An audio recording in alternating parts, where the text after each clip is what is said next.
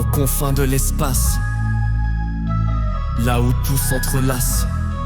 Je ressens tant de pulsations cardiaques que c'est digne d'un grand délire maniaque. La vie à outrance, la démesure, sans possible calcul, point de mesure. Tellement impressionnant, vertigineux, que les esprits affûtés ne peuvent s'imaginer ni se représenter la grandeur de cette créativité. Tant d'ingéniosité ne peut qu'éblouir. Être étonné, épaté ou se ravir est bien le minimum qu'on puisse espérer. On pourrait aussi être tenté d'expliquer tous ces battements de vie machinale. Aurait-il une fonction terminale? Quel est le but de cette infernale inventivité? Eh bien je serais tenté par dire la beauté. Mais mon esprit est si petit devant l'univers qu'il me semble avoir la raison de travers.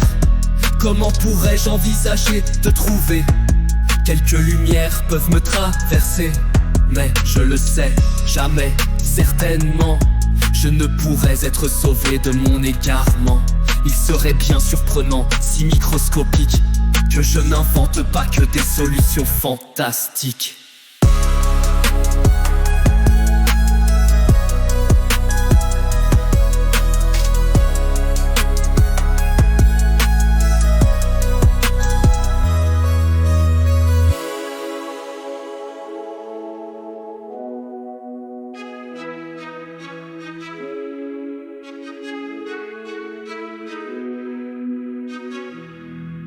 Aux confins de l'espace, là où tout s'entrelace, je ressens tant de pulsations cardiaques que c'est digne d'un grand délire maniaque.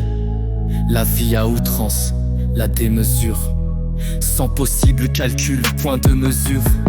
Tellement impressionnant, vertigineux, que les esprits affûtés ne peuvent s'imaginer ni se représenter la grandeur de cette créativité. Tant d'ingéniosité ne peut qu'éblouir. Être étonné, épaté ou se ravir est bien le minimum qu'on puisse espérer. On pourrait aussi être tenté d'expliquer tous ces battements de vie machinale. Aurait-il une fonction terminale? Quel est le but de cette infernale inventivité? Eh bien, je serais tenté par dire la beauté.